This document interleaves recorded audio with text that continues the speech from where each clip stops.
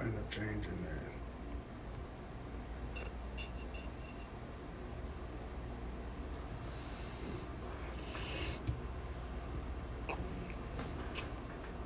$54,000. It's 11 o'clock on the dot.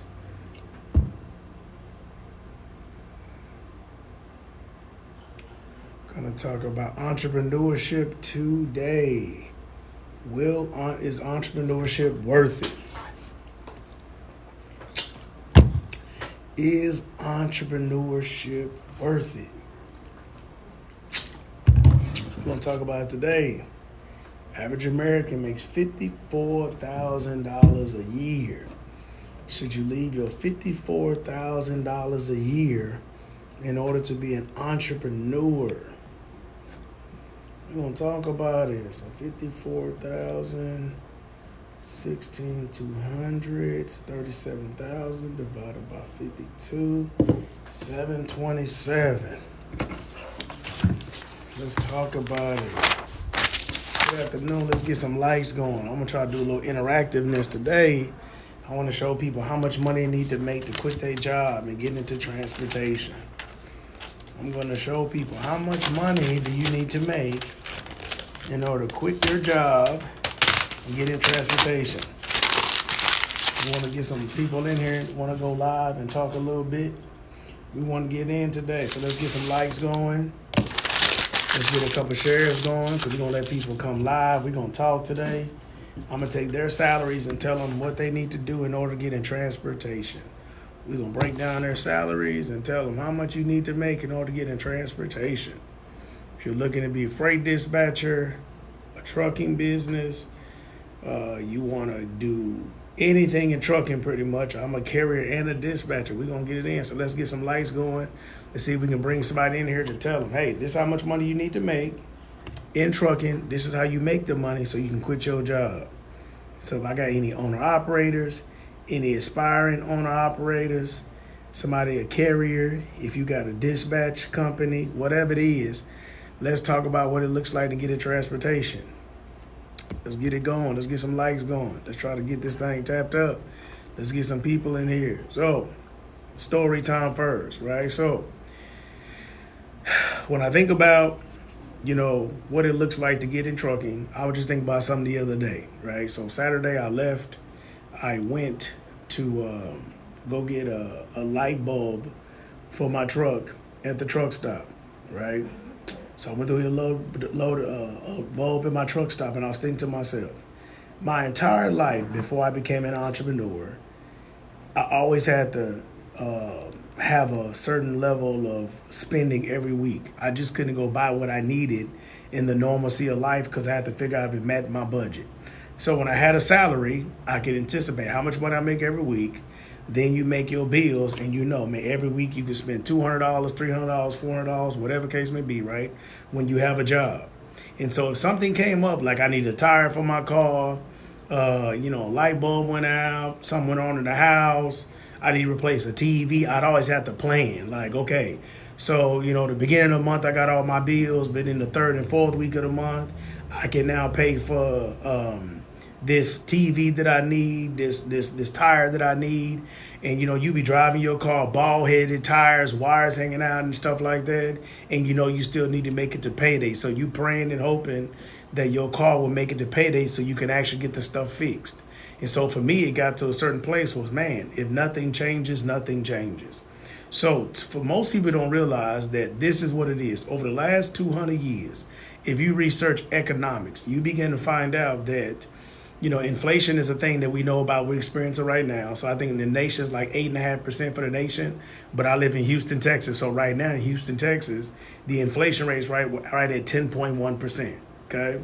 So most people, right, when you get a job, they do not know what percentage that most jobs pay you year after you begin. So there's a few people in here. Let's get some lights going. But do any of y'all actually know, and this would be for comments, traditionally, like over the last 100 years, as a percentage of where most people give raises at? Do you know what percentage it is? Somebody in the comments guess. So you can guess any percentage that you want, but do you know the percentage of after you get a job and they give you a raise, what the national percentage is? Does anybody know?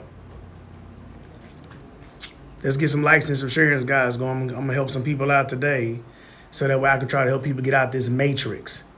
Okay, it really is a matrix. 1%. Good guess. Thank you, Kev. Nope, not a little bit higher than that. Come on, let's get some likes and some shares going. Let's try to help some people out. That's a good guess, though. 1%. Anybody else? Let's throw a guess. It's close. He's close. So if anybody else want to get in there and guess, he's close. Okay, the normal percentage after you get a job and you negotiate your job and they say, hey, we're going to start you off at $40,000 a year, $60,000 a year, $70,000 a year. Then after that, once you maintain the job, they have a certain percentage as a corporate thing, the way the United States work, of normally what they do when they give people a job. Does anybody else want to guess? So Kev guessed 1%. Does anybody else want to guess? Now, this is imperative that we know this. So when people want to leave their job, only 4%. That's good, Joey. Thank you for a good guess. Well, the answer is 2.5%. Okay? 2.5% as a 100-year scope of generally when jobs give raises at 2.5%. Okay. Now, remember that 2.5%. Does anybody know over the last 100 years, the normal inflation rate year after year? So if they give you a raise at 2.5%, does anybody understand at that point where the normal inflation rate has been over the last 100 years? Does anybody know? I appreciate y'all guessing. Shoot a shot. It's very important that we understand these facts so we understand, how our economy works. Does anybody know? Shoot a shot. Whatever percentage you like. What is the normal? So right now we're at 8.5% as a nation. Certain states, like I'm in Houston, 5%. That's a good guess, Kev. Thank you, Kev. No. So it's at 3%. Okay? 3%. So let's recap that. Once you get a job and you start working there, unless you move up, be a supervisor or some other role or something like that, if you stay in the same role that you're in, they usually give you a 2.5% rate year over year when normal inflation's at 3%. So literally, when you have a job, they keep you in less than 0.5% behind inflation. This is why people cannot get ahead. Okay? This is why you bust your butt, save your money. Okay, my job, I was making $50,000. Now they gave me a raise. Now I'm making $51,000. You do the math. Okay, I'm making like $80 more a month, and you feel good about this. Then all of a sudden, when something happens, you keep looking like, damn, I can't never get ahead, and you can't figure out why, right? And it's because you get caught in the system that has decided to now you sign your life away for a whole lot of years without you realizing it, to only seemingly make more money every year, but in the grand scope of things, you're actually going behind. And this is why having a job, staying there for a long period of time is going to screw you. So either you adapt the idea of getting a side hustle, which now takes money away from your family that you would have, your family time, your downtime. You either get a part-time side hustle job to stay ahead of this, or you'd have to start a business, okay, in order to get ahead of this. Because regardless of what the inflation rate is, when you have a business, you can now up the percentage of your services or product every single year to stay ahead of inflation, year after year. And that's something that most people don't talk about. So literally, if I have a certain service that I'm offering, like for instance, I got a landscaping business too, because even though y'all follow me for trucking, I'll look at it from different arenas, right? So this next season starts in March and April, right? So we normally charge, say, $32 to cut grass. Let's say we do that, right? And now I told you that inflation is at 10% for Houston. So now all I need to do is tell my customers, hey, due to the economic boom, instead of only getting charged $32, now I need to move you up to $35. If you don't like it, you can leave. And some customers may leave, some may not. So then you run advertisements, bring on new customers, and now immediately I stayed ahead of inflation. As simple as that.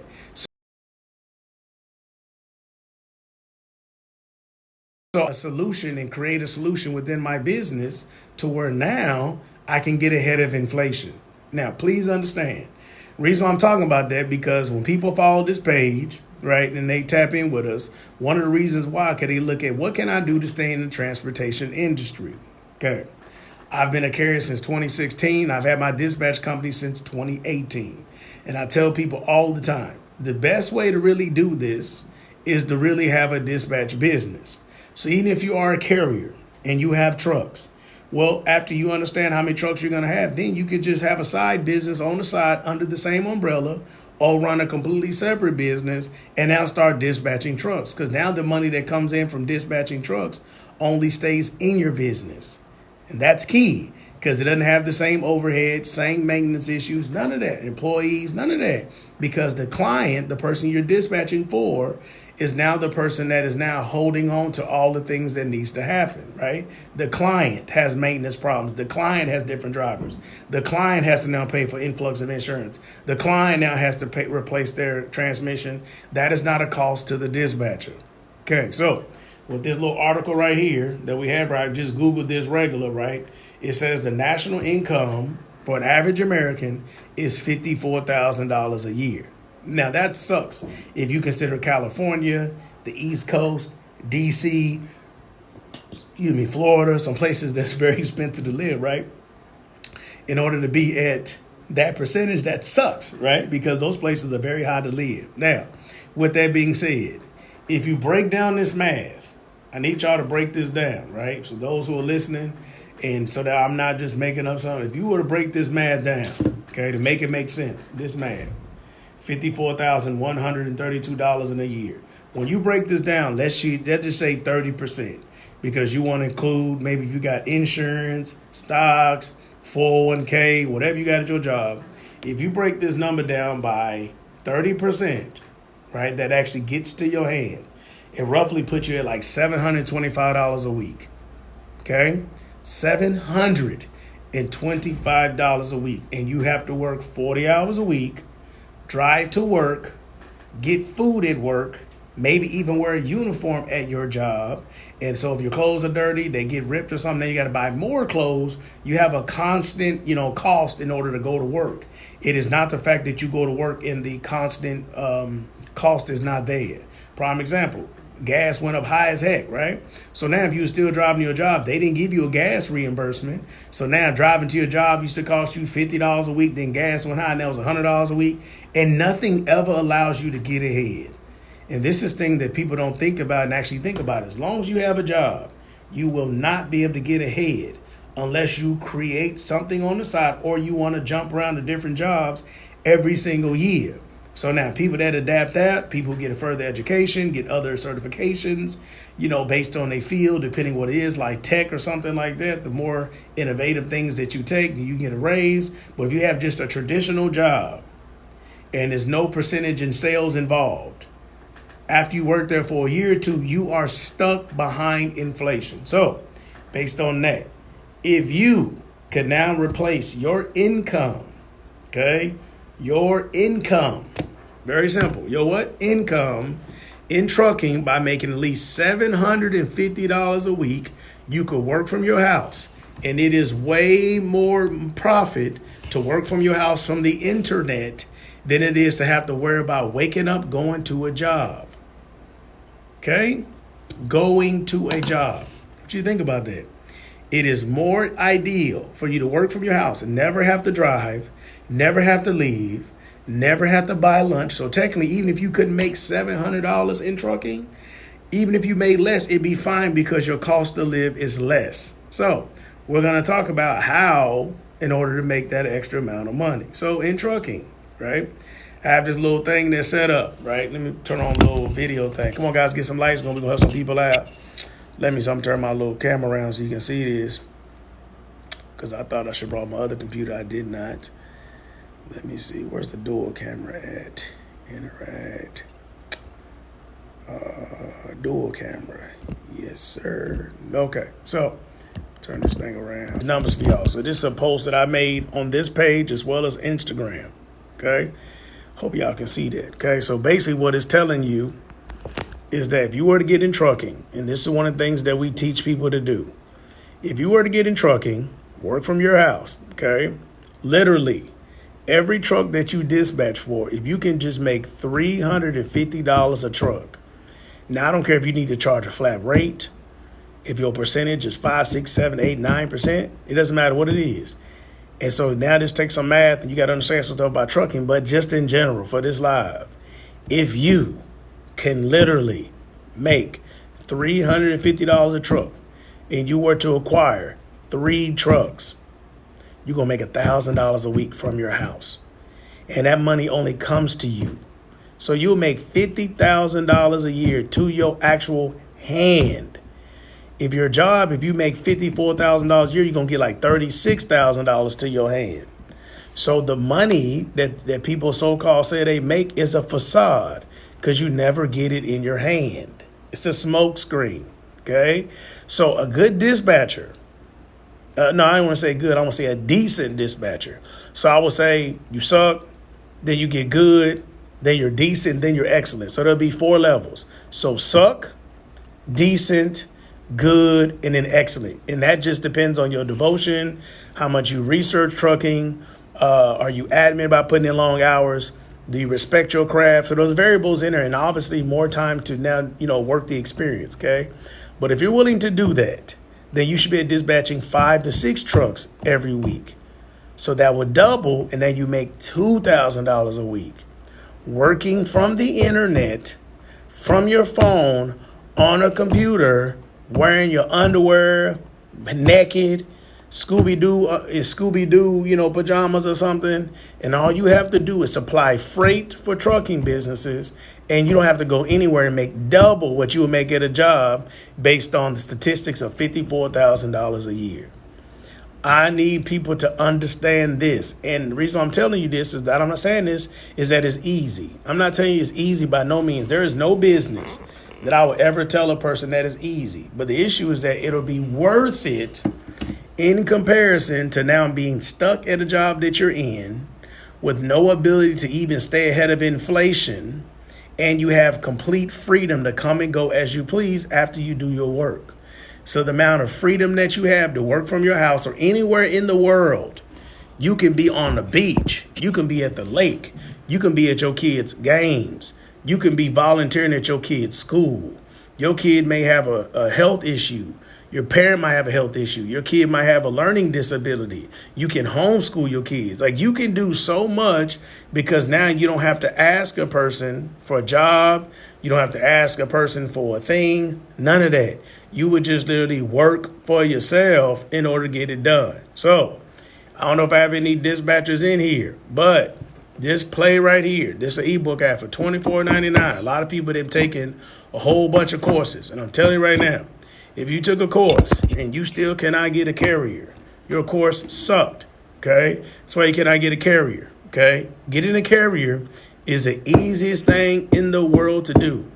As long as you have some systems in process, you understand what they want to hear. So if you understand what they need to know, they need money, okay? Are you going to be the person to give them the money?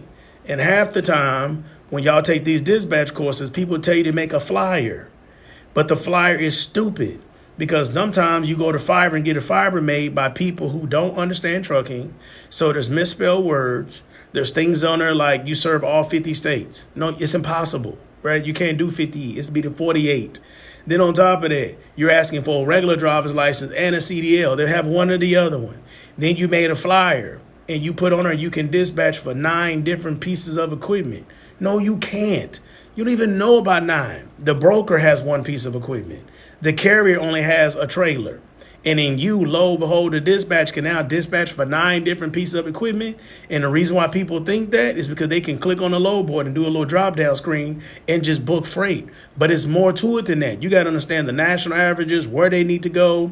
If they pick up in Texas and go to Oklahoma, what can the rate be then? Otherwise, you're setting up carriers for failure because they'll get a really good load leaving someplace to go to another place and make half the money, hence why you fail. So prime example, one of my dispatchers, we got a carrier last week. Okay, let's listen to this story. We got a carrier that came to us. He's been running for a couple of months under his authority. He has a dry van, a 53-foot dry van. Okay, he has never made more than $4,000 a week, and he's over the road. Okay, If you know anything about dispatching, that literally makes no sense.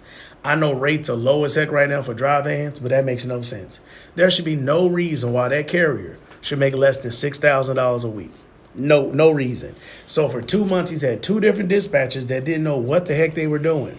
So now he came to us, and now already today, his first load picking up with us, right? We got his one load and we're going to put a partial with it because of the fact it doesn't even take up the whole dry van. His first load is coming down to Texas, already paying $3,000, and we're going to put a partial with it, probably paying another $1. So that means he probably going to make $3,500 his first load with us. The first load that he booked, he's going to make what he was making before in a whole week with other dispatchers. He's going to make more than that. So he probably make like at least coming down here like anywhere between 42 to 4,500. And he's never made that in a whole week of driving. We're going to do that with his first load. So that means he's going to pick up these loads, come down here, even if he was, I'm telling you, like terrible and slow, he still would end up making like probably $7,000 this first week with us. That's because he's slow. He going to make $7,000 this week, double what he's made before. And for that drive in, we charge 7%. Okay. So let's say he makes $7,000 a week and we charge 7% for that. We will make $490. So let's say we had two of those clients, and $7,000 is not heroic. If we had two of those, then we'd be pretty much making $1,000 only for two trucks. When average Americans don't make that a week, average American makes $725 if you make $54,000 a year. So what about people that make less than that? You cannot survive in this life making $700 a week, having a car, having a roof, having to eat, any type of social life, kids. It's not no money. Okay? So I see a little couple questions in here. So somebody said exactly. I praise you for that, okay? You know, we want to make sure we're talking that talk and trucking. Are you hiring dispatchers? I am hiring dispatchers. I actually just hired, I'm probably going to hire two, but I only hire my students. So I'm going to hire one more person that's a former student of mine. Got to keep the economy within it, because when people come to me as in-person students, in a sense, I already trained them during the week of the course. So then it's easy for me to turn around and hire them after I've already trained them, right, through the curriculum. So it makes it very easy instead of hiring like an employee and waiting around forever, because we hire contractors and we pay them a percentage. Right. So like, let's say you came to me and you was dispatching me and you were to book this big truck. Well, big trucks, I give the dispatchers 4%, and now little trucks, I give them 5%. So if you were to have 4 or 5 trucks and you book $15,000 a week, you make the same $750 when you can work from your house. I do like my Houston-based dispatchers to come to the office for 3 to 6 months until they get good. Then after that, they only got to come in the office once a week just to see us. 4,000. Oh my God. No, I know that's terrible, right? I am a planner for a carrier. Okay. Where are you located? I'm located in Houston, Texas. H-Town. Smart. Yes, ma'am. Because I like to hire people that's already in my economy, that have already bought into my philosophies, and going from there. So if I hire these 2 people, I had 6. I fired 1 girl last week. So now we have 5 now. So the other guy started March 1st. And the other girl probably started about the same time. So we'll be having 7 dispatchers by March 1st. 7 dispatchers. Hi, I'm new to your page. How you doing? Tap in with us. Let's shoot some questions back and forth, right? So the premise of the day that I was talking about is just to really get you to think differently, man. So even today, Saturday, I was thinking about it. So we have a deal. I'm a partner with a mechanic too, and one of my other side businesses. So anyway, I went to him on Saturday and I had my headlights. I had to go get 2 headlights for my truck. And I went into place and dude was like, oh man, the headlights. I said, I want some different type of headlights. He was like, oh, it's like $80. I said, that's fine. And I got the headlights. I walked to my truck and I thought to myself, I'm 39 years old right now. So in the last, I would say 4 years, because of running businesses, it literally doesn't matter how much something costs. If it's an unforeseen, expense or something like that, if it's an unforeseen expense, it doesn't even matter. So if I had to go buy a tire for $300 or $400, so what? If I had to go buy something for $300, it's fine. If I had to go buy something for $100, okay. Like, to be able to do that, it's such a sense of calming, right? And not anticipating the future. Because I'm going to go make a video on Instagram. I'm going to post it. And I'm going to say I would rather be anxious than depressed. Okay, I'm going to make a video about that, right? Because this is the thing. When you're anxious, you're nervous about an unknown future that you can't control. That's anxiousness, right? But then when you're depressed, you're a victim of the past, usually regret, right? So just think about that. Most people live their life in regret when they get old because you can't go back. Or when people don't understand figures like this and money and inflation rate and all the stuff we went on in the very beginning, this is how people end up, working their whole life since they were 13, 15 years old. Then when they get 70 years old, then they got to work at Walmart or Target in their latter years because they have to work. I saw this article the other day, this video. Y'all probably seen it too. I saw it on TikTok where this lady was delivering a pizza, and I think she was 72 years old. She fell down, and people ran out there and helped her up because she was delivering pizza. And so then the community came together and started a GoFundMe account for her, and they raised like $30,000-$40,000 or something like that. Whatever it is, the amount of money that they raised for her, and now she said she can now fully retire. So she was 70 years old delivering pizza, and she fell down. Right? That can't be me. So I'd rather be anxious and overwhelmed to try to put stress on myself, like operating a business, making things happen, risking it, than at the end of the day be scared of everything, not comfortable, and yet look back at 70 years old and not accomplish enough to have money set aside where now you got to work when you old. And so for me, I'm 39, right? So people that were 60, 70 years old now, they would probably work since they were 13. Real jobs since they were 13. Like from 13 to 75, 60 years of your life, and you ain't got enough money saved to pay $3,000 to $5,000 a month, so you ain't got to work. That's wild. So this is the reality for all of us.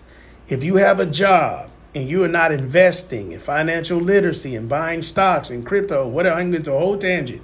If you are literally living off every dollar you make because you don't make enough to now reinvest, you will be working at Walmart when you're old or whatever is around at that point, unless we make a decisive change. So when you look at the transportation industry, and it's $1 billion industry, you need to get in industries that are $1 billion worth. Get into tech, transportation, like just get in the industry however you need to see fit, because there's so much money in it. Now, how you get in it is irrelevant. And then, because as you understand some stuff, you will evolve. Okay. So you want to kind of put that out there in 7 figures. I appreciate you, fam. You know what I mean? So I just want to make people think something differently. So to recap, kind of put it together, average American makes $54,000 a year. By the time you take out 30% of that, you make $725 a week. You could book 3 trucks, high shot, box trucks, stuff that's simple. And they need dispatchers. They need you desperately, because people are not making courses to help people that are in high shot and box trucks. People know how to do. We do that for y'all, to teach you what you need to do to help a person get going, make the money. So prime example, let me give you some numbers for you, right? So we charge 10% for high shots and box trucks, right? 10% for high shots and box trucks, okay? So for that 10%, they average $4,000 to $6,000 a week, okay? So you could have 2 of them that's running strong and make $1,000 a week. And you got room to book 5 to 7 trucks. Like, this is not a difficult thing. I promise it's not. I'm not going to say nothing's easy, because people, when they hear easy, they think they ain't got to do nothing. But I'm just saying, to put a play together and now systematically do it is not hard. If you are not at least comparable, then you would not be able to maintain a job. So somebody else has put their dreams and their future in your hands. That's why they was able to hire you. Okay, let's go back a little bit, see what y'all talking about. I'm about to go serving, just lost my trucking business. That's terrible. You need to become a dispatcher. That's what you need to be able to figure out how to do, right? Now, if you're a pretty girl and stuff like that, I can't tell. I mean, a lot of ladies are beautiful, whatever, these days. If you're a pretty girl, you might make a whole bag serving, but you need to already make that money, already set aside a certain amount of money that you need to make. If you normally was making $500-$600 a week, and now you're making $1,000, keep that extra $500 to the side to put forth your education or money to invest, so you can get back into trucking, right? But not just the overhead of having a truck, because having a truck is no joke. I'm telling you, I've been a carrier since 2016. Like in the back of this video, this is one of my trucks that actually died last April in a snowstorm in Wyoming. It was total, completely shredded that truck into pieces, broke it in half, fuel and crap everywhere, right? So having a truck is no game. Right now we got 2 trucks on the road. I'm about to bring another one on the road, probably because I want to bring on this dude. So I'm gonna go back to 3. And I just like it, not even as a profit standpoint, more of it's like a write-off. Because each one of my trucks, I can write off like $100,000 to $150,000 every year just in write-offs. So I like that because I have other businesses and I don't want to pay all them taxes if I don't have to. So you got to have write-offs. That's how I look at trucks right now with fuel being high. I'm not looking at it as a source to get income. And that's what people are doing. That's why if you go get a truck, then start dispatching the person in the truck and go get you other carriers. If you don't know how to get it done, or if you're not very versed, you say, hey man, go pass out this flyer every time you get a truck stop and give me other clients. You can give them $50 every truck or something like that to help you build your dispatch business. But the money comes in. It's a beautiful thing, just sitting back making thousands of dollars a week. One of my dispatchers over the last few weeks, I've been paying him over $2,000 a week. And he worked for me. And I've been paying him over $2,000 a week. That's crazy. Okay, Tiffany, sorry to hear about that. Yeah, they're harder to dispatch. You're right, they are harder to dispatch. But that's why you need to get proper education around it. But that's why you can charge more too. See, that's the key. A lot of people out here, because since social media and blew up, there's a lot of foreigners that live other countries, right?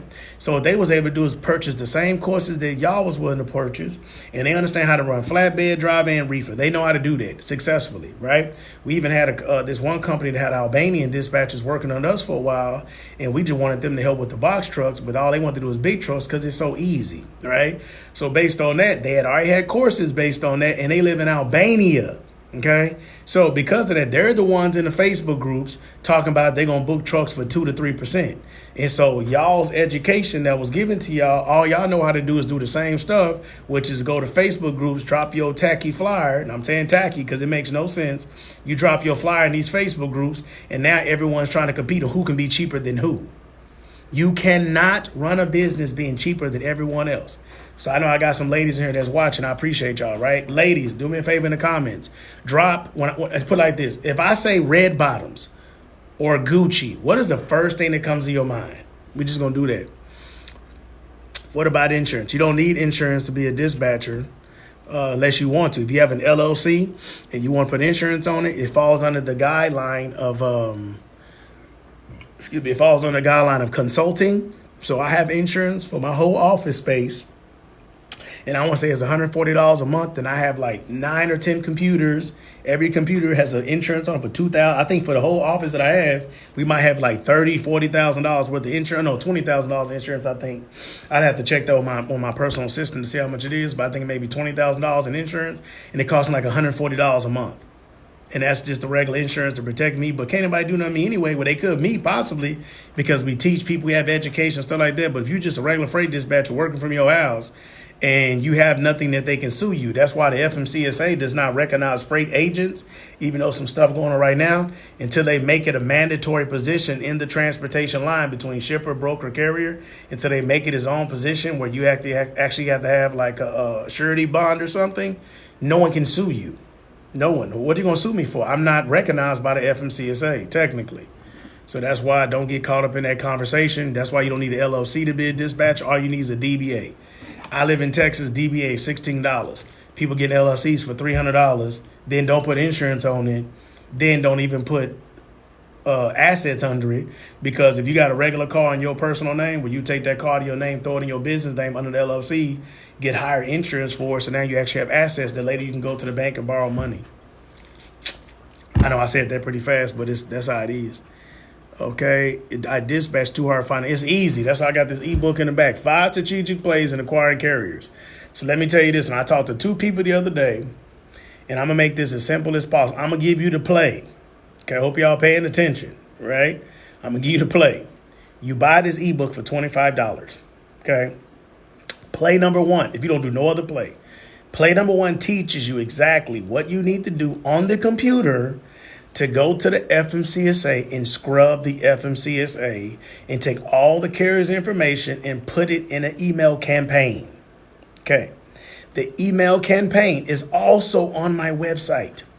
Okay. It's called Send in Blue. So you go down to the bottom of the website, you hit affiliates.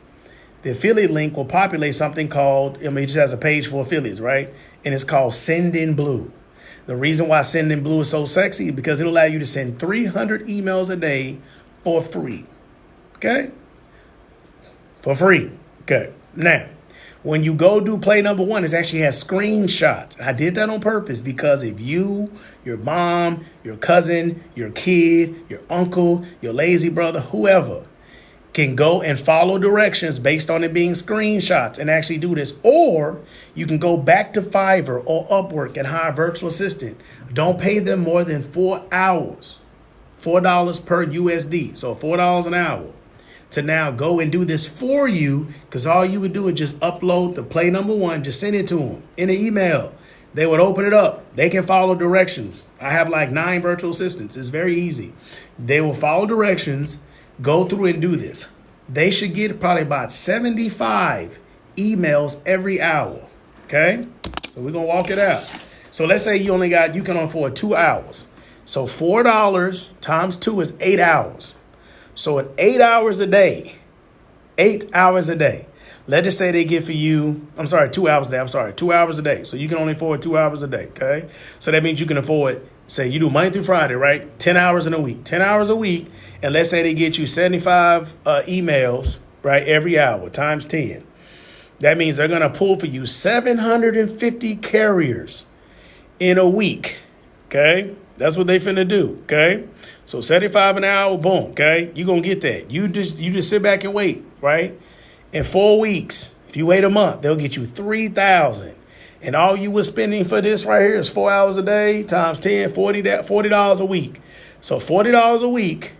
So 40, 80, 121. So you spend $160 extra and you can get 3,000 carriers. Once you get that, you can go to the email campaign and send out 300 emails every day for free. You will have carriers reaching out to you every single day, anywhere between 2 to 10 carriers asking, hey, you a dispatcher? Are you a dispatcher? And you say yes, and now you have a warm lead.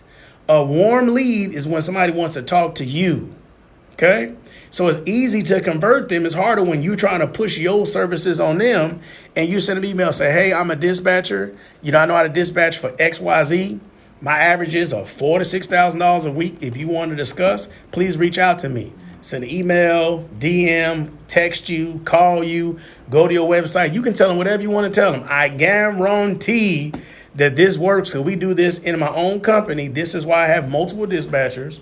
This is why when I teach people, when they come in person, we get them on the phone with carriers. When people come here in person, if you come here, I'll put you on the phone with 12 to 15 carriers while you're in class so you can close students, so we can teach you how to close, and we coach you through cold calling. So when people leave, they leave with trucks after they come here, right? This is not hard. Right now, I think we have 140,000 emails doing play number one. I gave you the play in the ebook that's only $24. You can do it. Your uncle can do it, or hire somebody to do it. $4 American per hour. If you only had 1 hour a day, can you not afford $5 a day? Yes, you can. Get it. Get the emails. Start sending out the emails every day. You just log into the account, send in blue, and you can set up for 2 weeks ahead an email campaign that comes out literally once every single day, 2 weeks ahead, and people start reaching out to you. Boom. Telling you. Easy. Okay. See what y'all got. Where you located? Houston. Okay, there we go. I'm cheap. Never heard of red bottoms. I feel you. Then somebody said money. Okay, now, in that same regard, when you say red bottoms or Gucci Vuitton, right, Louis Vuitton, is there not a Walmart outside? It is. So shoes are just shoes, but they have a brand. So the brand is what allowed them to survive, even though they high. I don't know if y'all pay attention to this, right, but there's some stuff going around where people are complaining about Louis Vuitton's prices. And they came out and said, our stuff is not expensive. We didn't make it for you, right? We made it for the person that makes $5,000 to $8,000 a week. We didn't make it for anybody who makes less than that. And people mad, right? But they came and kept it a buck with you, though. And they still one of the top brands in the world, okay? So price is not an issue if you become a brand. If people trust you, they'll pay you whatever, because a part of paying for something is you have a greater expectation as a return. So if you have some red bottoms, you expect them to last for a long time. If you go out and get Louis Vuitton, you have expectancy that it's going to last a long time. It ain't going to be no 2 days and strings are falling out of it. You'll go crazy. Okay? I'm trying to do box truck and get on the road. That's the easy. Box truck, boy, them carriers love dispatchers because they don't have a lot of experience in transportation, so they be signing up quick. I don't know who the Hooper person is. Okay, follow the O's. What else we got? I'm in Houston, too. That's what's up. Let's get it. H-Town, pull up. Next course, last week in April. You're going to leave here with some carriers. Last week in April. I mean, I wouldn't do box trucks. I get multiple trucks to start. Okay, y'all talking to somebody else. I wouldn't do box trucks. I get multiple. Whatever it is, it's gonna make money. Okay, so literally, whatever truck you need to get, I tell people all the time, you need to get whatever who's gonna sign up with you, and then you get rid of them later. It's like dating, right? You know, when you young and you date somebody, everybody fall in love in 2 weeks because we don't understand lust and infatuation, right? So you fall in love hella quick, right? But then you start, as you begin used to dating and you start fostering relationships, you understand the difference when somebody capping, right? You understand what it looks like when somebody capping, or you notice red flags, right? So then that's what it is in carriers. So you get a carrier that you don't really like, you got a revolving door like dating. So when you find somebody that you like better, you say, hey, man, I'm going to give you 2 week notice. I need you to find another dispatcher because I'm changing up my business model and I'm looking to not long be your dispatcher. And you just do that until you find the ones that you want. Simple. Just like dating, I'm telling you, get you a roster, because everybody out here talking about they one person only. You lying. If you got social media and all that, you got a roster, especially ladies. It'd be 100 dudes in y'all inbox. If you halfway cute, it's going to be 100 dudes in your inbox, halfway cute. And so they try to shoot their shot. So it is with dispatcher. You want to keep that same energy. Okay, let's get it. How much is in-person class? $2,500 for the week, which equates to $62 every hour, which is the cheapest thing that's out here for in-person. That they be saying in person, but you don't do nothing really. You just sitting in person looking at somebody, and we actually teach you how to dispatch, get you on the low board. Ain't nobody in mind. Well, boy, you probably lying, but anyway. I don't know one lady, unless you got your stuff blocked or something. I think you lied. But anyway, we get you on the low boards. We have about 40 trucks in my company we dispatch for. We actually put you on the low board. On Wednesday, you actually book trucks. You call brokers. You fill out carrier agreements. Thursday, you have a whole day of booking freight. That's why if y'all go back to my page, y'all see people dancing and stuff. A part of that dance is the people book the low when they were in the class. And so now the energy is now leaving. Go do that for yourself. But you literally would experience the life of being a freight dispatcher for 1 whole week from beginning to end. Then Friday, we bring in food, eat good, have desserts, all that kind of stuff. Then usually by 2 o'clock, I'll be like, get out. And people leave because some people have trucks that they are looking to book on Monday. So some of them need to leave and go get their DBA. We have a hookup where we give you 1 DAT free. You get DAT power for free for a month. Then they go do that. Then they sign up with our factoring company so they can get this mailbox money. So they got stuff to do Friday. So we usually let them leave by 1 or 2 o'clock. Okay. So that's what it is. The next class, April 24th to the 28th. But the price is also going up March 1st because I lowered the price last year because we added Sizzle to the website, payment, 4-option payment plan thing, and no one used it. No one got approved for a whole year. So because of that, it's going to go back up. It was at $3,000. $3,000 where I need to be. Because when people come here, it costs me like $350 every person who comes here. So then if you come here, we have a hotel right down the street that you can stay at for only $70 a night. If you don't have a car, they will shuttle you here every single day, Monday through Friday, so you don't need a car. You just need to get your flight, get your butt out here, get to the hotel, and the whole part of the week, we take care of everything else, okay? What else we got? I mean, I wouldn't do box trucks if I get multiple charges. Facts, yes, sir. How much is the $2,500? Ain't nobody in mind. Line, love it, yes. How long is class? It's for a week, Monday through Friday. It's like a job, for real. I'm going to put y'all to work. You're going to understand logistics. You're going to understand a niche. If you want to have a certain specific equipment type, this is why people make these flyers. And they got out here, they can dispatch 9 different pieces of equipment. You crazy? If somebody tell me right now, if I go live with any of y'all, if you're not a carrier, and you to say, oh, I dispatch for box trucks. You can't tell me crap about a box truck. But now you tell me you dispatch for it. You don't understand the E-tracks. You don't understand the different classifications, CDL, non-CDL, how many pallets fit in a box truck. They can't tell you the normal door clearance of most loads, but they want to dispatch for it. They say that people got poor education out here. We're going to make you an expert. We're trying to make you an expert in what you do over here to make money.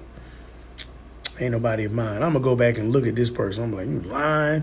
I'm going to go send you a message there and say nobody else. You can say, he sent me one. How much is the class a week? What is DBA? DBA is doing business as. That's just the acknowledgement of the state that you reside, that you plan on paying taxes on the money that you're making. And then I'm in Texas, so it costs $16. I've never heard it costing more than $25. I've heard some places it's $9 and stuff like that. Somebody got a guess. Okay, let me get through these other ones first. Let me get through these questions first. Yeah, we can go live. Y'all trying to shoot at me, doing business ads. Yeah, you helping out. Thank you. So you're not doing payment plans no more? Well, that's the one that we did was through the Sizzle, and nobody got approved for it. It didn't cost me like $50 a month to have it on my website. So then what we do is we always did this in general though. So now let's say somebody wants to come to me and lock in a price, right, for their class. Well, then my assistant will send you an invoice for half the amount up front. So if one of y'all came and said, hey, I'm going to come to the class in April, May, June, July, it doesn't matter. You will pay $1,250 down to lock in your seat. And then you will pay the other remaining balance a week before your class starts. So if you were to pay today, and tomorrow's Valentine's Day, somebody need to let me be their Valentine. No, I'm playing, but tomorrow's Valentine's Day. So literally, if you lock it in today, you don't have to pay me for 2 whole months. If you come in April and we just want the money a week before your class starts so we can put you in our mix and get everything going. So, yeah, I'm not guessing. I mean, if that thing doesn't work, I mean, people told me Afterpay, but Afterpay doesn't like Squarespace. But then Squarespace is the best platform ever to have a website. It's the most secure. So I'm not going to go get Afterpay when they don't like Squarespace. So Sizzle doesn't work. Okay, let's keep it going. Laugh out loud. Thanks all. Good morning to you too. So yeah, what else y'all got? I mean, I saw somebody, okay, bet I'm ready. We'll see. A lot of people say they ready, then they be playing. They go ghost, you know what I'm saying? We're going to see. Because that's my thing. We don't let more than 7 people come in person. So slots are limited. We have 7 people. And I also have Zoom class next week where it's kind of like this, but I teach and it's over Zoom. It's from 8 to 11 Central Time. That's for $1,000, and that's for 15 hours. I don't do none of this 3 or 4 hour crap that they be doing because people cannot learn a skill and a trade. A trade and any basic business principles at all within 3 or 4 hours. That's ridiculous. I'm not ready yet, but I'm watching and listening. I got you. When you come ready, come on out here. That's why I get these stuff over here, because a lot of people are scared. They don't think they're going to do X, Y, Z. I'm like, you only need, if you make $54,000 a year as a job, you only need to make $750. Just focus on that. Laugh like, what kind of class worth $2,500 by this dude wearing a T-shirt and a ball cap? Well, go look on my page and you see that I don't care about wearing clothes on this thing right here. When I have multiple businesses, I probably make more than 99% of Americans. Go look. Go on my page and look. Go find me on Instagram. Google my name, Brandon Johnson. Because most time people dress like that, they capping. Go find me somebody that actually got money and they dress like that. With jewelry and all that other stupid stuff. Let me see. I did 8 hours and I was lost. Yeah, I mean, even 8 hours is at least better. At least they attempted to do something. But the way people usually process information is like bit by bit and need time to compound it. So if you hit 1 hour, 8 hours, then I give homework for the first 2 days, then you get time to go do the homework. Then you come back after actually doing the homework. Then we actually come up and let it be. So we give you time to kind of marinate. Then you get in our Facebook group. After you leave, you get an opportunity to be in our Facebook group. And then after that, you can also have mentoring with me once a week for 30 minutes. We have other sources and all kinds of stuff to help you too. And then somebody says, right, yeah, why do people, are you expanding your business outside of Houston, Texas? Well, we have dispatchers that are remote, but I'm very picky about remote dispatchers. I usually want them to have been in the industry or have been running their business for at least a year, and they're just still struggling. So then I bring them under my umbrella. But yeah, one of my dispatchers currently of Oklahoma, the newest one, he's been in trucking industry for like 2 years. He's an owner op under somebody else's company. He's going to start his own authority, put his truck on the road, and he's going to dispatch under our umbrella for by at least 6 months to a year, but he lives in Pennsylvania. So I do hire people remotely, but that's just a certain type of person in general, because I got to make sure they understand what they're doing because they don't have the accountability every day. Somebody said, right, why do people? Yeah, that's what I'm saying. That's the ridiculous, because most people that's wearing something stupid is because they're baiting you to do something. I'm just giving information. I'd rather spend my money in real estate. You need a moderator to block the people wasting your time and petty comments. I know I do. When I randomly go, I just be going in. I don't take nothing personal. I've been in the limelight for a long time. I don't care what people are talking about, really. I've been in transportation for 25 years and a bus driver and a trainer. Yeah, that'll help you when it comes to your thick skin, right, per se. When it comes to, people in general kind of aggressive, it may not necessarily help you with the logistical aspect of things because you don't have to worry about hours of service and stuff like that.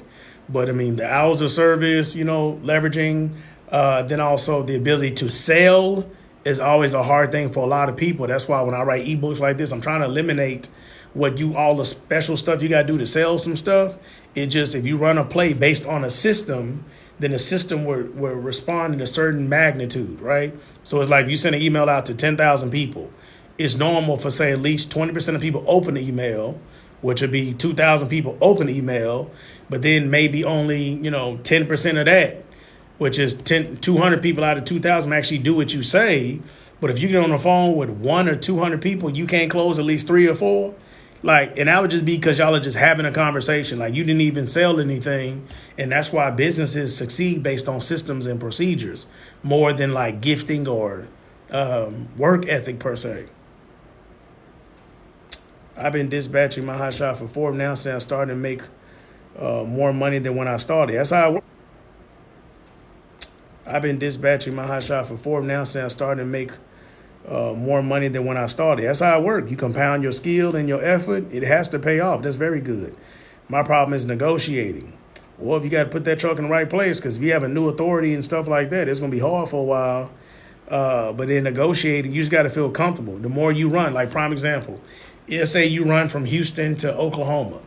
After you've ran maybe 10 loads, you may understand, hey, it seems like this lane from Houston, Texas to Oklahoma, if it's going 500 miles to Houston, Texas to Tulsa, Oklahoma, is 500 miles, and you begin to understand it pays about $1,000, right? It's like a consensus over booking 10 or 15 of these loads. Well, they got to think to yourself, okay, if the load comes from a broker and the broker has money to give me a truck order not used, layover, they got to make money, they got to pay for the insurance, right? It's a possibility that this broker is getting 25 to maybe 50% more on this load than what I get through experience of running a lane. So now you think, okay, what can I do in order to try to per se get $1,250, $1,300? Let me start my negotiation there, because I know this lane normally pays right about $1,000. Or you have to pull back and say you can't get it. Then, depending on the actual commodities that you're getting, now you might need to focus on running partials. So get the truckload and the partial next. I actually going to start my ebook this week about that. I'm calling it the partial play. And I'm going to make this thing. I got illustrations being made right now. So every single page, there's going to be an illustration to explain the methodology behind it. So I'm actually going to start the ebook, I think, Wednesday to be my 4th ebook. And I got 3 more I need to write after that. But I'm actually going to start it probably Wednesday. So hopefully I get it done. Then I got to send it to an editor. So for my editor to get it done, so hopefully I'll drop it, say, in a month from now, maybe 30 days from now. As long as nothing stupid don't happen this week and I actually get through it this week, I'll have it available by the middle of March. Because these rates are trash, and I need to be able to create something else in the industry that helps people get these good rates or better rates. I'm learning trucking industry. I'm good with sales and negotiating. What is your outlook on Carrier 411? Have they not updated inspection report in their system? I don't like Carrier 411. Which is blocking with some carriers. Y'all don't like Carrier 411. If you're trying to get carriers like you do scrubbing, if you're looking at from that aspect, I mean, FMCSA, all you got to do is just get that little spyware. What is it called? Like Surfshark or something. So where you all over the place. Or you actually will purchase eCarrier, which is another platform that I have on my website too, under the affiliates. And we have that access too. That's if you're very directive and you only want to focus on one type of carrier, where you're able to set up the parameters and actually reach out to that one type of carrier specifically. So we have eCarrier on my website here too. They give you like 10% off if you were to sign up for eCarrier. So we have that platform too. I'm actually in the process just scrubbing it, per se with my team. And I probably won't have it long in about another 2 or 3 months. In general, a lot of carriers are booking because of 411. Yeah, but I mean, that's what I'm saying. You might have to switch it up. Not everyone is. And that's like the rule of thumb for no matter like what you do, is that let's say 30% of people doing something, there's always some people that don't. Like when we bring on carriers, half of them don't know anything about anything. That's why you have to be able to make sure you're reaching a lot of people. So if you think about it like this, I tell people all the time, this is how you know you're good at marketing or not, okay? Whether that means you sending emails, Facebook ad, if you going live like this, or you got Instagram, you getting followers, whatever, right? If you literally are not saying no to somebody every day, no, that means your marketing is terrible. And people don't understand that you cannot operate a successful business without knowing how to market or implementing marketing. So if I were to walk y'all around my office, I got 3 dispatchers today that's in here working today. Obviously, I can go live in the middle of the day and I'm not booking freight, because some people go live and they actually booking freight in the background because they're still like working. If I can sit here with y'all and text y'all, and I just got a text message right now, I got somebody staying in my Airbnb. But anyway, if I'm on the phone with y'all right now and I can talk to y'all to go over some stuff, let me show y'all Airbnb. But anyway, if I'm on the phone with y'all right now and I can talk to y'all to go over some stuff, let me show y'all. Obviously, that means that I have other people doing the work, right? So if that's what the case is, you got people doing work, you're able to do a lot more creativity, have phone calls, sales calls. That's why it's a difference in working in your business and working on it. But as I'm saying, you got to first build the business up to where it's popular enough and hire people through training to put them in a position. Now you can work on this is me working on the business. Like I've been doing this live now for like an hour. Probably I told everybody I might do it to like 12:30. That's when lunch is for the team. And so I'm gonna do this to like 12:30 with y'all, just talking and, just giving value to people, which in essence, if none of y'all buy anything, it's still helping my brand. Because I probably have 15 or 20 of y'all now start following me. So whatever you need to do every day to get more traction in the marketplace so people to understand your legitimacy as a company, the better your business will do as you offer services. So that's what I'm saying. If y'all were to Google my name, just Brandon Johnson, entrepreneur, Brandon Johnson, Next Level Hot Shot, Brandon Johnson, B Logistics, I'm going to come on the top page of Google. I've done podcasts. Truck and Hustle, PNC or PQ America. That's another famous podcast, big old company outside of Texas. Then if you were to Google, you can do the hashtag, the course after the course. Just Google a hashtag, course after the course. I come up even with that through all my platforms.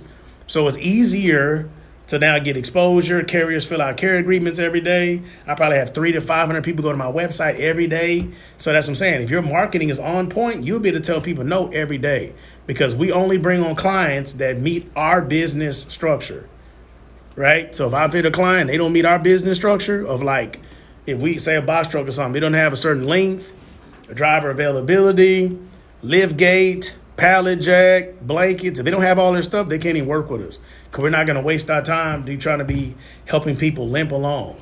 They're not willing to be OTR. And so we might talk to 20 people and tell all of them no, but then that one will say yes, because I got to guarantee we're going to make a certain amount of money for me and my team. So that's why people got courses on how to dispatch, ideally maybe a little bit, and then nobody else taught them anything else. There's only so much somebody can teach you in 3 or 4 hours. That's the problem. Okay, what other things we can answer? So I'm going to show you that real quick. So I was on the phone with y'all, right? And I want to show y'all this. So when I was on the phone with y'all, let me try to, because some of this has some information on. But anyway, so right now I was on the phone with y'all. Okay, I'll do our talking crap, right? See, my Airbnb, I was actually sending from my other phone. So my Airbnb that I have in Houston, somebody's coming in February 17th through the 19th, which is in a few days. This will make $320. That's what I'm saying. I'm trying to teach people how to make systems, put people in place, like business, not just hustling. You got to be able to do a multitude of different things. Please understand that. Okay, what else we got? Let's talk about it. Should I move this background? Because ain't none of y'all talking about this $52,000 a year stuff back here. $54,000 a year. I want y'all to at least understand all you need to make is $700 a week. So let's get some questions. All right, what y'all got? What can I do? What can I show y'all? What can I help y'all out with? Oh, to that one person talking about box trucks, we have made dispatching box trucks and hot shots stupid easy based on the technology that we have. Right now, the rates suck. So if you are dispatching hot shots and box trucks, man, you got to figure out how you need to run some partials or something, because these rates keep going lower and lower. I know hot shots will pick up like late March, early April. For sure, it always does. But these box trucks, I don't know when it's going to turn around, because still the capacity for dry van freight is still very limited. So I don't know, that one look bad. But right now, that's where you got to run right now. So the green areas put you at $1.85 or better. So the whole point is, depending on the equipment type that you have, that you're dispatching for, your job is to put that truck in either yellow or green area, so that way you get higher than national average. So I don't know if y'all can see this, but right now box trucks are $1.36. The last update were $1.44. So they went down for this week. $1.36 is atrocious. Most carriers' operating cost is right about $1.30 a mile. So that's literally out here, going backwards, right? So then the other side of things right here you have here is hot shots about $1.57, which is down almost 9% since last week.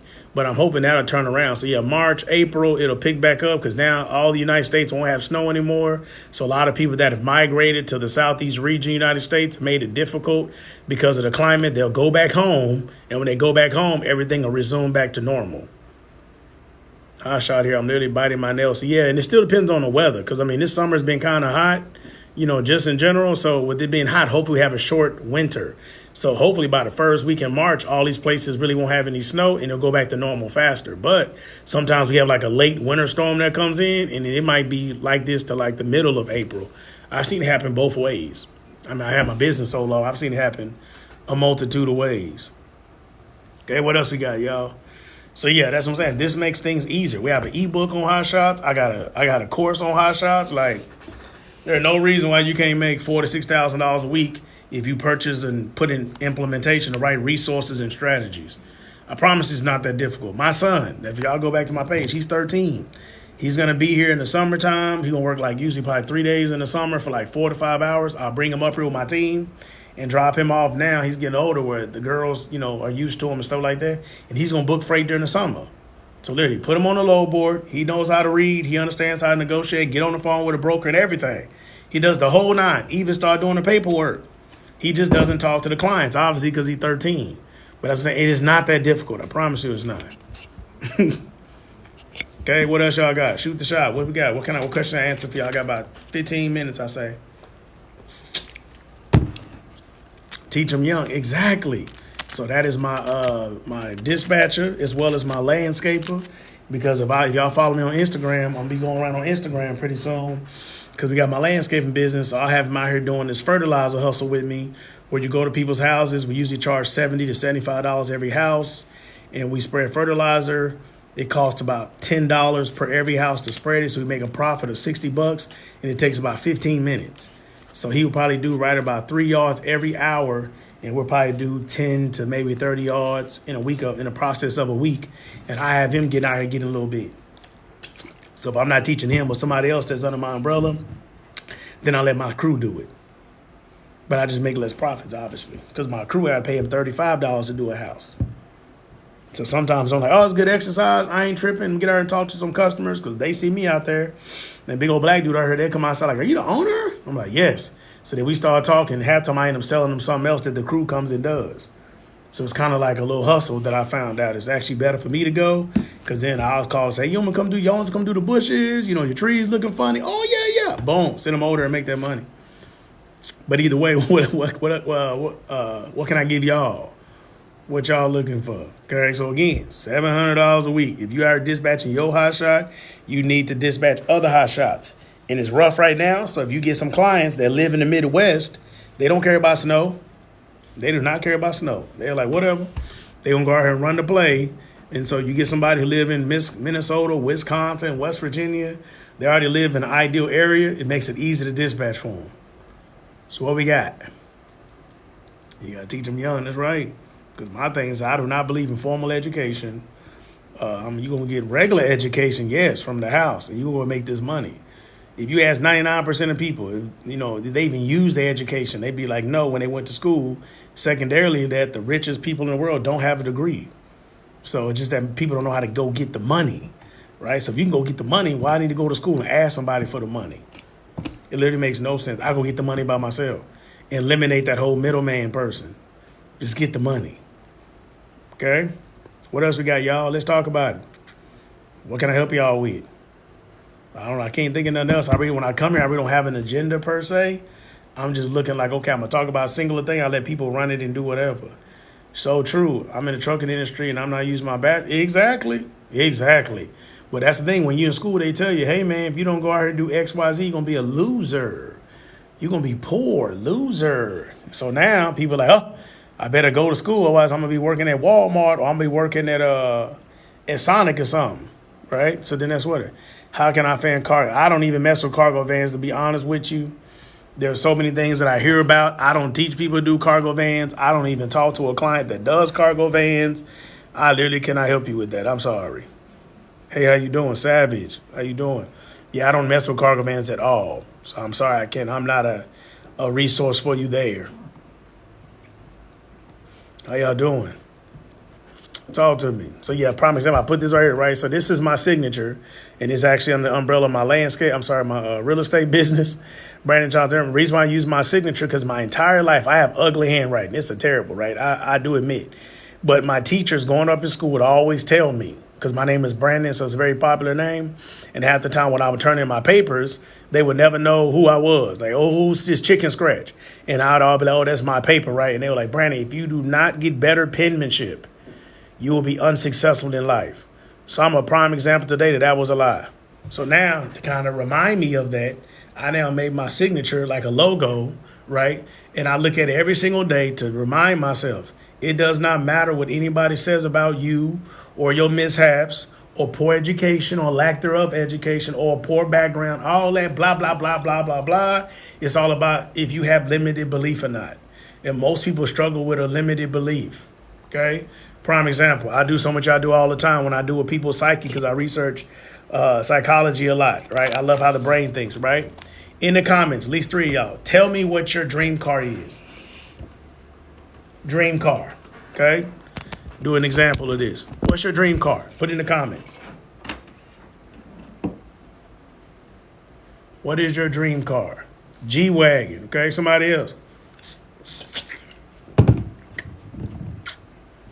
G-Wagon. What else we got? What's your dream car? Somebody just said, here you go. You know, whatever car you want. Say if you found a mystery sugar daddy or something that didn't want any sugar and he just wouldn't give you a car. My dream is to have it paid. But I love the G-Wagon. Okay, we got 2 G-Wagons. Okay, I see y'all. Okay. Ladies love the G-Wagon. One more person. What's your dream car? Let's put it in here. Dream car. Paid for / off. But eventually you got to replace it. Right? Whatever car you get, you got to replace it eventually because cars don't last forever, though. So what y'all got? I like that, though. They got the financial principle, that's for sure. But what is just a dream car? One more person. Your dream car. Okay. I'll settle for a Range Rover, the second pick. Okay, got you. Now, with that being said, Tesla. Okay. So all the people that voted on there. Now, what I said was, what is your dream car?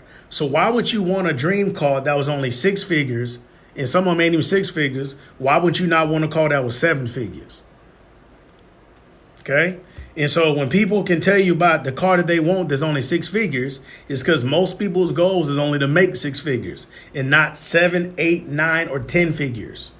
So because of that, without you dreaming like that to make 7, 8, 9, whether you going to take the money and do something stupid or not, if you don't think 7, 8, 9 figures a year, you cannot have generational wealth. See that? So everyone is just living since technically based on what they think is possible, based on their history of what they've done and what they think today, opposed to dream, right? Dream call. I didn't say what you think you could possibly afford in 5 years. And that is how we have an understanding of limited belief, right? Because there are 7-figure cars out here.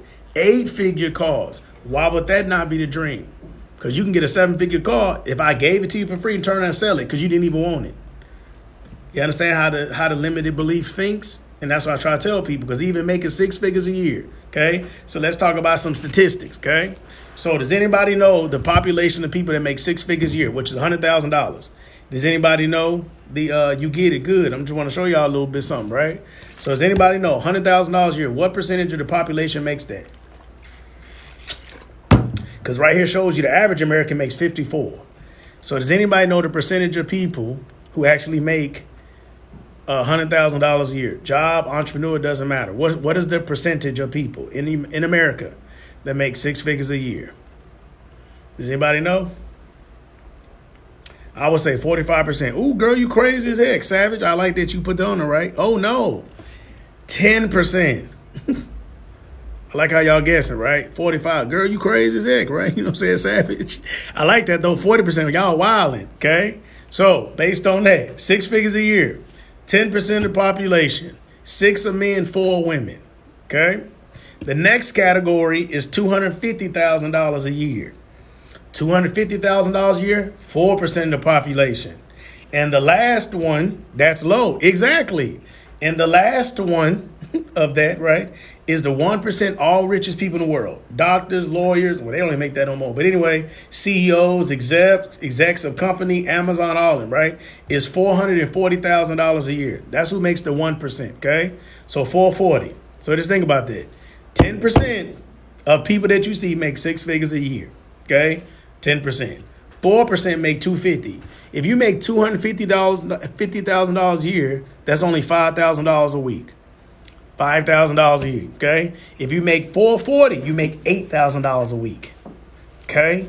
And this is nowhere even close to millionaire status. Because to make a millionaire, you got to make like 20. Okay? But I just want to show y'all that this American, this median number right here, that's why it says average American, right? That's how low people are. This is why this amount of money is only, after taxes and having a job, is only $700 a week.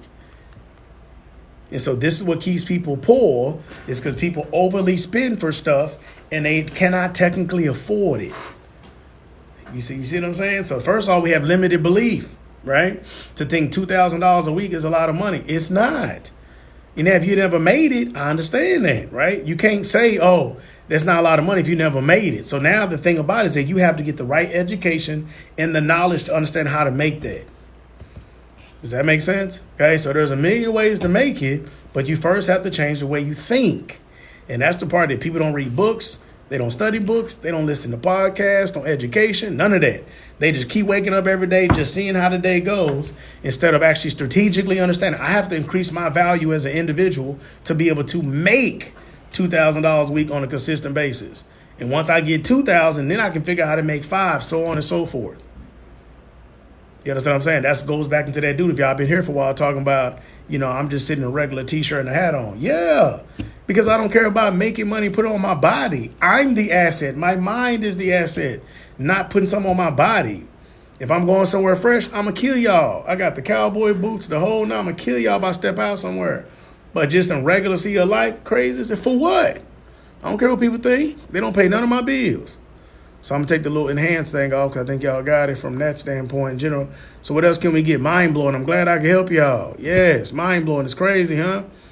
So what kind of questions or concerns I can give y'all if I jump off here or anything like that and talk about or whatever in general. But I want y'all to think about that. The percentage of people who make or do X, Y, Z. Just got to take these effects off. I did a background, but I don't know how to take it off now. Let me see. Y'all shoot some questions out here. So just in case y'all don't know, obviously I do trucking. That's why I'm on here talking to y'all, obviously, right? So we got trucking. I'm trucking business, Hot Shots in Houston, right? Then we have a dispatch company. This is what this is, B Logistics, right? Got the dispatch business, B Logistics here that you see, okay? Then I have a landscaping business that I've been having, again, since 2016. And then also we have real estate. Currently, I only have 2 Airbnbs in Houston, but we're looking at flipping some properties, wholesale some properties this year, as well as getting about 3 more Airbnbs. All are usually around either one is going to be on Galveston and 2 additional ones will be on Lake Conroe. So that way, if I want to get away and go do some stuff, I literally go stay at my own Airbnb and post up and chill. See, like this picture right here on my phone right here is literally a sunset that I was looking at one of my Airbnbs. And I keep it on my other phone to keep reminding me, hey, regardless of what happened, it's worth it. Regardless, because I can just change my environment real quick. If you're going through something, change your environment for a day or 2. Go right back to it, okay? What else? What can I do for y'all? I'm a 2-truck asset business in trucking. I'm about to get my CDL. Why do you want to have a CDL? What is the purpose? Obviously, I know what the purpose is, but I want you to know why you want to get a CDL. What is the purpose of it?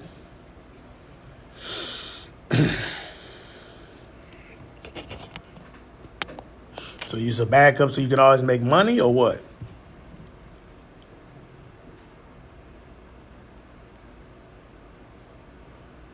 Because I've been in trucking since 2016. I don't have a CDL.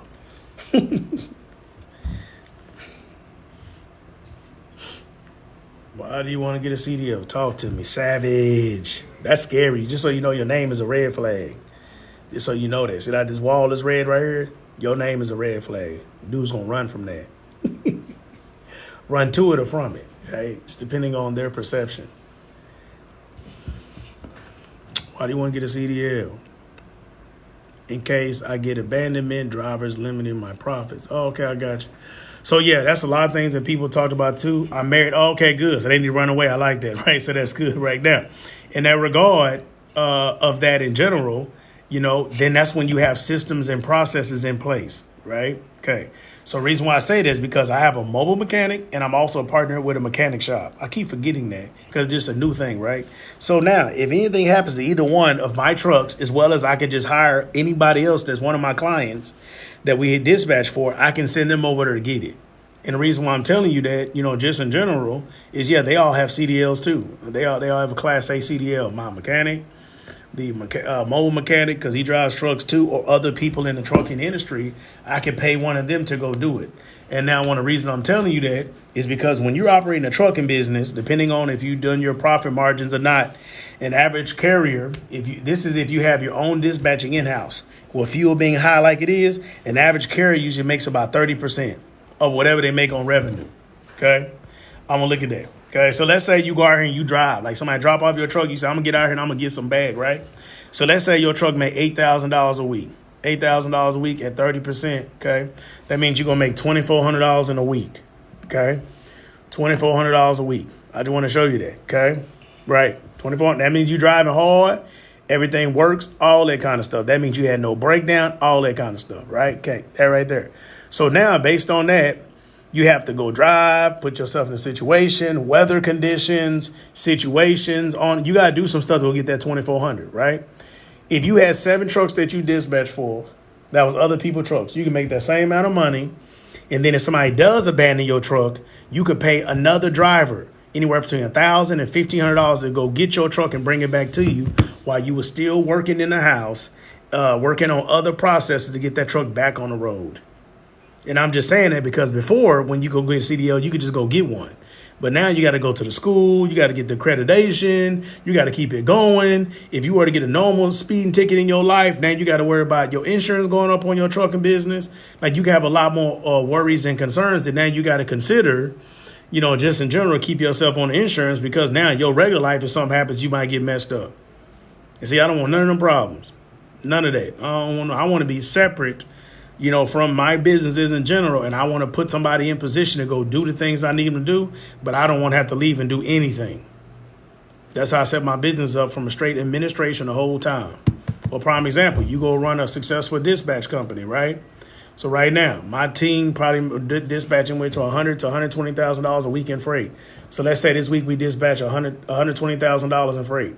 My normal percentage rate of that, right, that we have as a company is about 9% of that money. So now I pay people different percentages, but like just in a week, my company, B Logistics, made $10,800 on other people dispatching when I don't dispatch. And then we have education. I got technology, ebooks, all kinds, shippers list, dispatcher, all that kind of stuff. So that's what I'm saying. It's all about how you look at it, love. So I'm not saying that throw cap. I just want to kind of give you other ways to look at this dynamic. Is that if you want to make crazy money, you have to be able to risk it and put your hope and your faith in other people.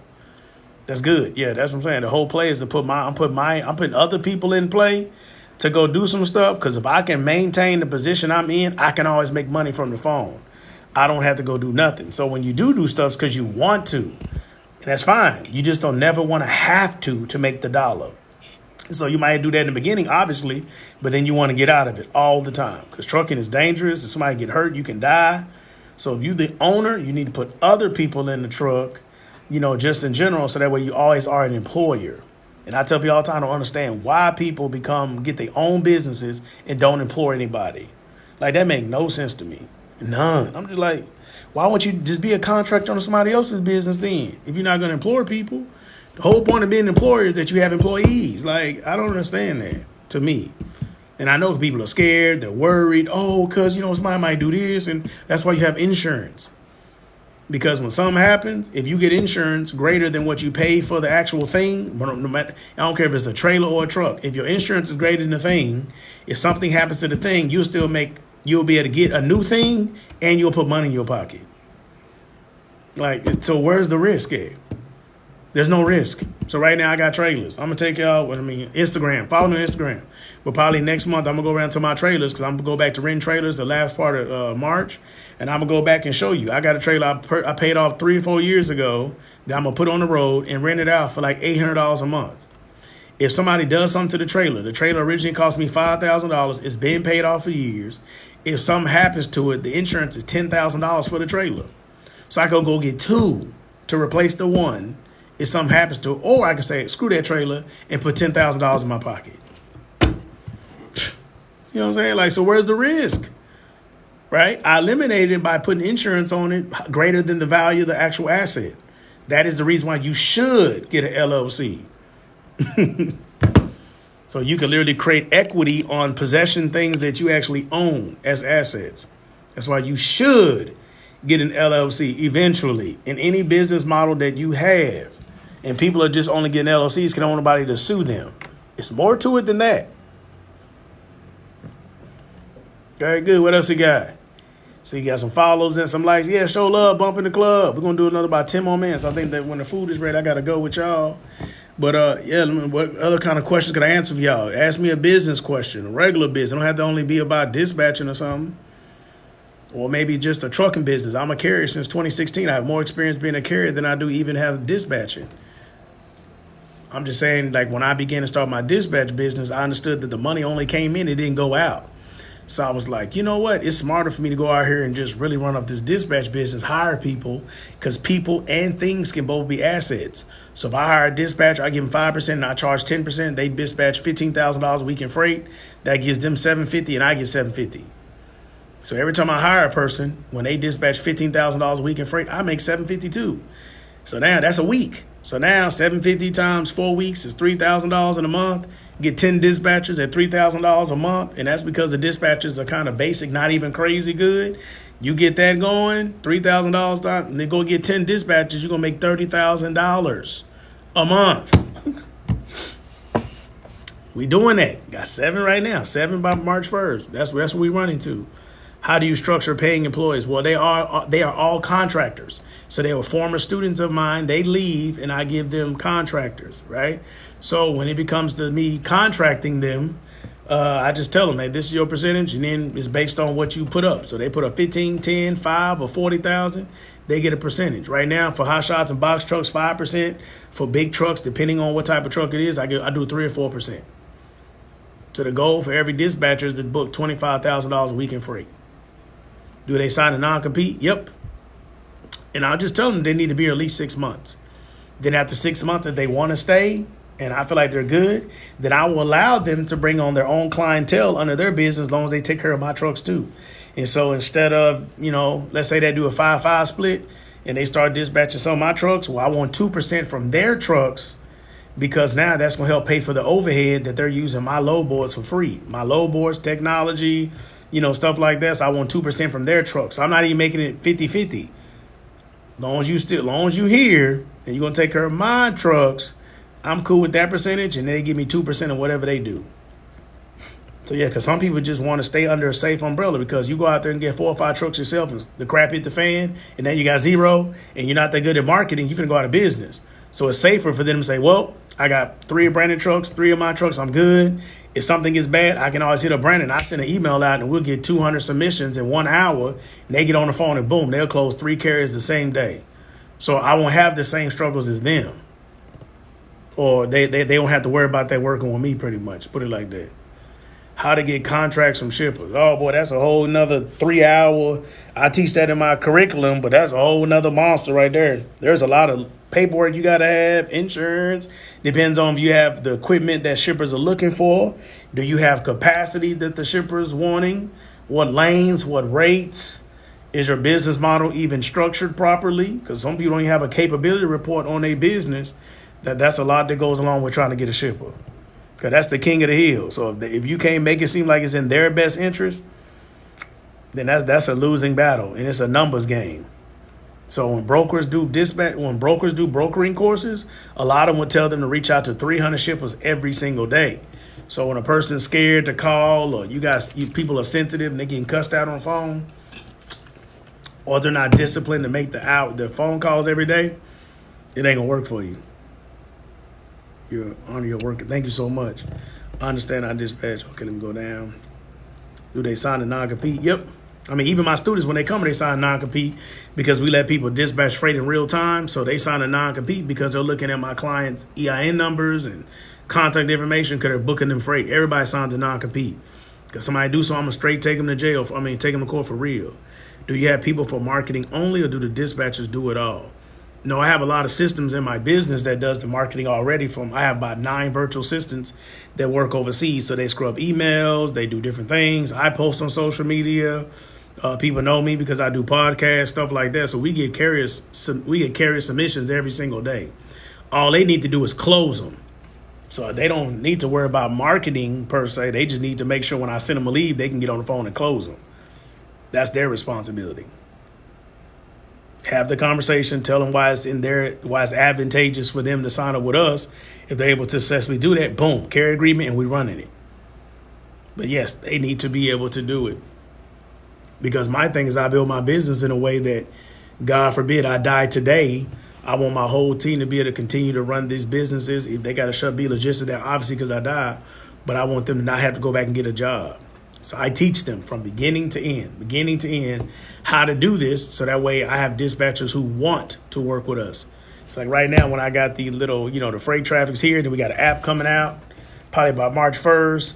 And then carriers reach out to us every day. So if you ain't never ran a business fully, sometimes people don't want this life. They want to work the 40, 60 hours a week and stop.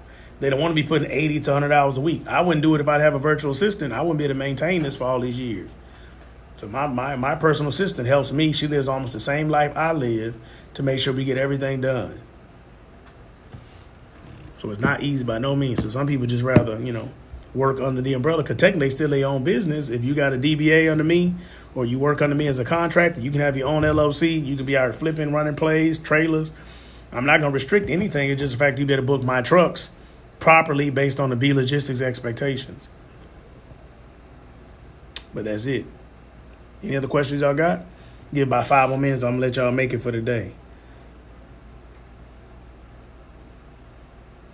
So, so we got a lot of things to help. Do you have people for market? Oh, you already said that one.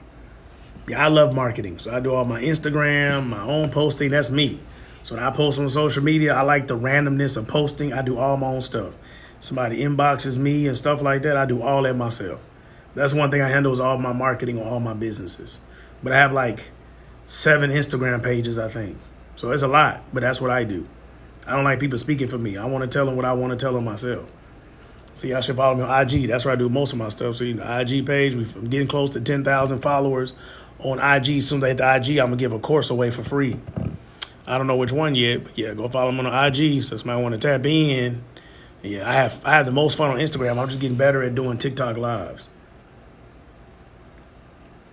But we got a lot of courses coming out still, probably about 3 more courses for individual equipment types, 4 more ebooks this year, 2 or 3 more things in technology. I'm trying to make sure that we make this dispatching easy as possible for people when it comes to the structure of the business of like just follow along with the thing. And it's going to be, I'm trying to make it as seamless as possible so that way we increase people's success rate at being a freight dispatcher. Okay, like prime example. I don't know who's in there, but so let's say you got somebody got a hot shot, right? I always want to play with this because I'm in love with my technology, obviously, right? So let's say you got somebody in Texas and you sign them up and they say, okay, what kind of rate you got? Like, cool. You click right here, right now in Texas, the national average in Texas for a hot shot is $1.79. So when you get on the phone with a broker, you just need to make sure you don't take a load cheaper or lesser than $1.79. My team usually gets about 25 cents greater than this per load that we book out of these areas that's on this map. So then that gives you a point of reference in negotiation. And now all you need to do is run into places that pay better. So if you went from Houston, Louisiana, I wouldn't go to Louisiana primarily because you get stuck there because it's slow. But then you went from Houston to Tennessee, from Tennessee. So now the map actually gives you a point of reference of negotiation when you're actually dealing with brokers and stuff. So that way you're just not randomly booking loads with no design, because you were to not know what you're doing and you just focus on loads that pay good and you mess around and come over here to the United States, Utah $1.40. You start messing with these states that's $1.21 and all that, and your carrier says they need at least $1.60 for them to move, and you doing something crazy and get them stuck, they're going to fire you. See, stuff like this is able for you just to trust the process, do what you need to do, and you don't have no problem keeping carriers. It's very simple. Because the carriers need you, especially with box truck. Look at this whole thing red. Red indicates that it's lesser than $1.25 a mile. coming out of the entire state. Look at that. Half the United States is terrible for box trucks right now. Right? That's crazy. Isn't that crazy?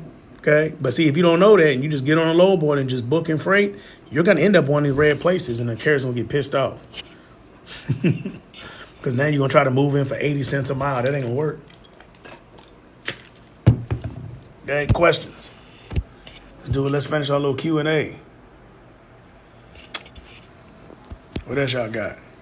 What can I answer for y'all to bid you adieu for the day?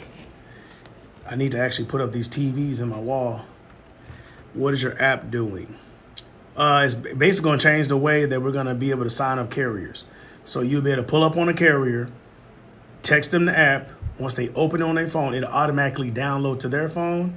So they'll literally have your app, because it'll be in your branding, whatever your logo is. They'll basically have your app on their phone. And then when they fill it out, they will literally fill out everything on the phone. So it should take 10 to maybe 15 minutes the most for them to legally fill out a carrier agreement for you and send it back to you. That's phase one. It'll be 3 phases, but that phase is pretty much done already.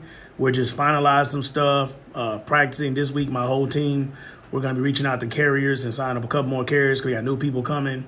And so they're going to be sending it out to make sure there is no bugs. When there is no bugs, we will now be able to start pushing it. We'll give it 30 days of testing. And then phase 2 would be to white label it so other people can now purchase it and do the exact same thing. So that's what we're doing right now with the app. But it's going to change the game, I'm telling you. I'm excited for it. I wish it was on my, actually, next time I come on live, I'll put on my other phone that I have so I can actually do like a little visual for y'all so y'all can actually see what it looks like because it's actually on this phone that I'm on right now. So I need to actually go get that new iPhone to just upgrade.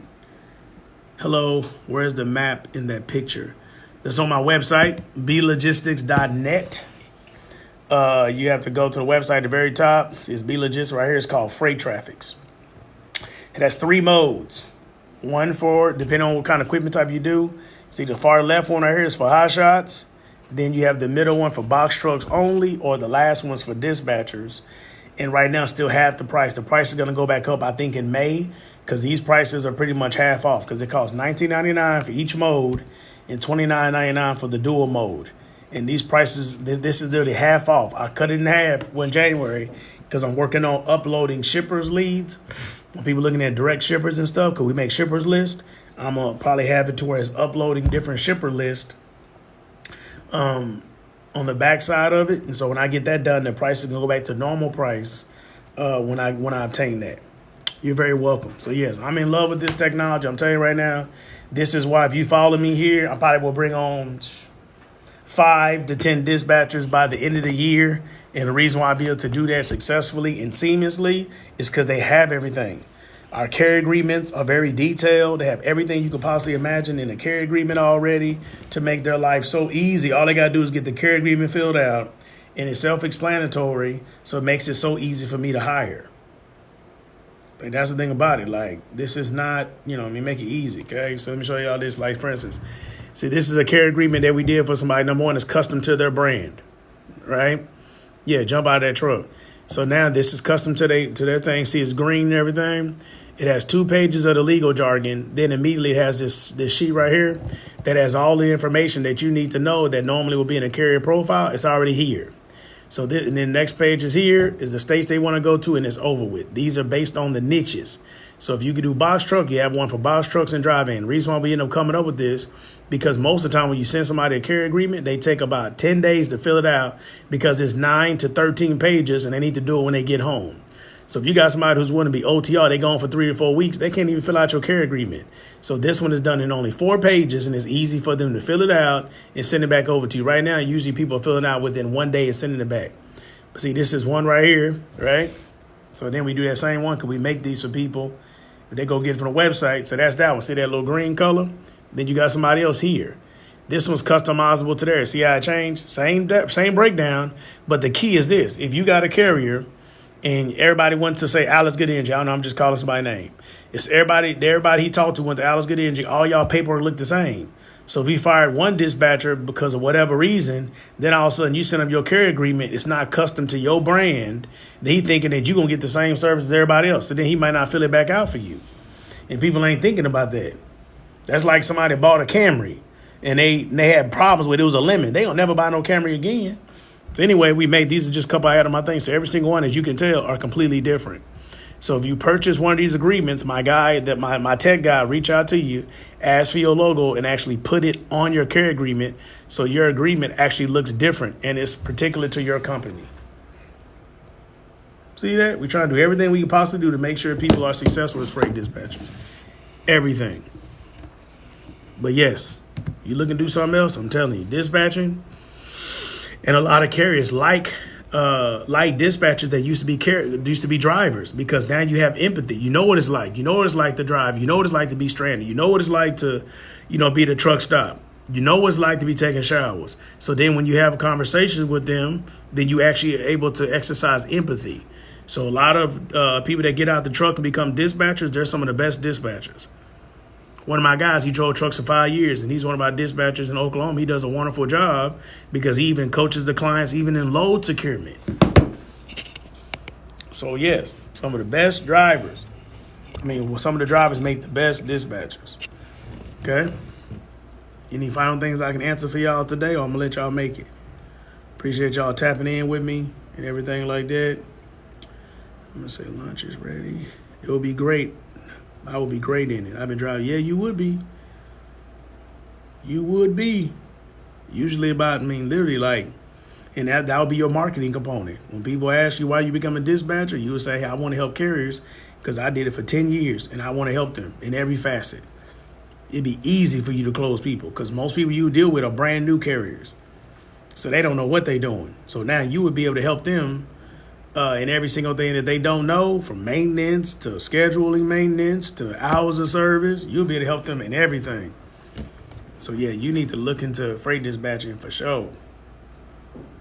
Okay? But anyway, I appreciate y'all. If anything, follow me on Instagram. That's where I pretty much drop all the jewels and game and behind the scenes and insight and strategy and plays. Follow me on Instagram. Instagram's going to be linked in the bio, or just straight up BE Logistics. That's it. Follow me on the gram. That's where you're going to get the most value from my company and different people, different dispatchers. I'm going to have some of these dispatchers start talking pretty soon about their reality and being a dispatcher and all that good stuff. So tap in with us. Or I got to go follow this Tiffany lady. Okay, I'll see y'all in a little while or touch in with y'all later. Grace and peace to y'all. Have a good night.